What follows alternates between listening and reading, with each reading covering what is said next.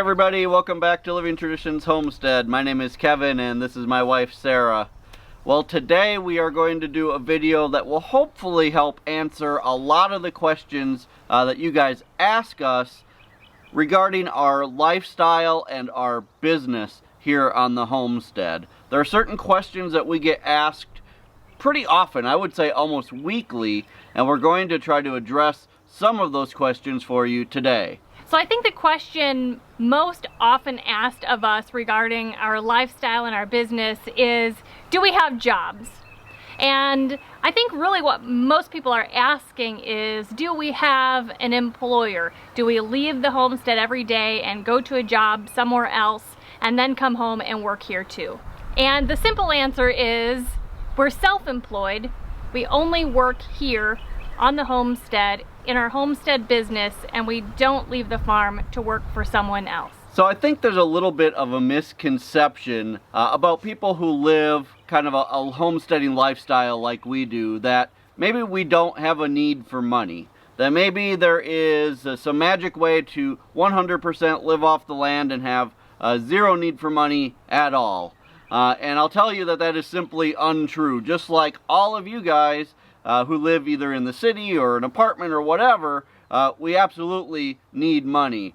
We still have bills to pay, we still have car insurance to pay and homeowners insurance to pay, and so we need money just like everybody else. It's just that we've chosen to, first of all, decrease the amount of money that we need because we live a very simple life, and then to also be able to learn how to generate the money that we need from right here on the homestead. So how do we earn money on the homestead? How do we generate an income?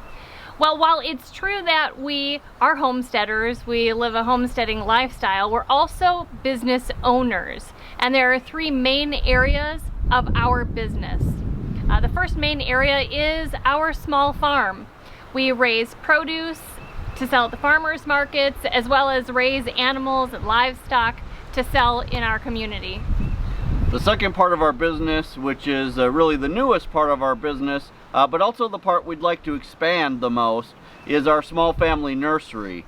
We sell plant starts at our local farmers market. We're actually going to be adding a second farmers market that we sell at soon, and we're looking at ways to be able to expand selling our vegetable starts throughout our community and maybe throughout this part of Missouri. So that's something that is definitely a newer part of our business, but we're looking to expand, and a definite way that we make money for the homestead. And the third way that we generate income is through bringing our lifestyle, our homestead, our business experiences to you all through YouTube. So a natural follow-up question that we get to being self-employed is, what about retirement? We don't have an employer that's putting money into Social Security, to Medicare, into retirement accounts. So what are we going to do? Well, the answer to that question is, we do all of that stuff ourselves. As a small business, our business is an entity by legal terms, and so we pay taxes. We pay self-employment taxes, which includes putting money into Social Security, into Medicare, paying income tax, all of that, everything that normally an employer does for you, we do that ourselves as self-employed individuals. Whenever we address the Social Security question, we often also get asked, well, you can't rely on Social Security. It may not even be around by the time you get ready to retire. And we believe that that's true also. So as self-employed people, we do put some money away every month. I'll admit it's not as much as when we worked in corporate America. We were able to put, much more away at that point, but we do still save every month and put some money into a retirement account.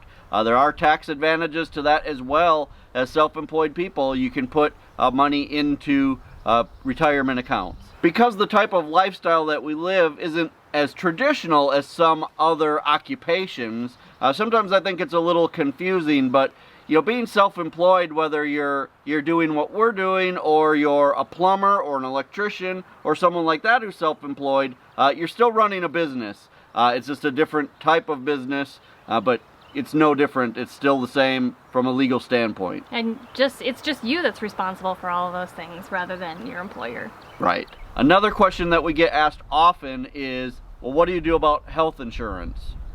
Well, our first answer to that is, number one, we're a healthy family and we live a healthy lifestyle and are always doing things to maintain our health and to make sure that we stay healthy. But we have health insurance and we have a private policy. Yes, it's expensive, but it's what we need to do for our family. It sucks, but we do it because ultimately we feel like that's our responsibility to us and to our family to have health insurance. Right. You know, at the end of the day, we are still parents. We still have to raise our family and do what we think is best for them. We have to make sure our kids are protected. So, you know, just like any other job, we feel it's our responsibility to take care of our family. And part of that is, you know, paying for those things that maybe sometimes you don't even feel like you should have to or don't want to. You know, insurance, whether it be health or car or home, all of that is things that you just need to do. That's part of living, you know, life. We also do have a health savings account, and as a self-employed person, you are still able to put pre-tax dollars into a health savings account to help offset the cost of your medical expenses. So if you didn't know that, that is also an option, not to replace health insurance, but to have a tax advantage when it comes to paying for health care costs. Right, and then you have a nice little nest egg set aside so that in the event that you do need to go to the doctor and maybe there's something where there's a deductible or something like that, you have some money set aside that's already set to pay for those expenses. Right. I had to get my hat because it's a lot sunnier out than I thought. It's hurting my eyes. So the last thing we wanted to mention that we get asked quite often is whether or not we have some unending secret amount of cash somewhere. Yeah, maybe we won the lottery once. Or trust fund, something like that, to have some unending amount of cash that funds our homestead, that allows us to not leave the farm and go to work. And the blunt truth is no. We wish. We don't have an unending amount of cash. We don't have just like a secret hole that we put a bunch of money or gold in. The truth of the matter is we are very hardworking, dedicated people to our life and our business.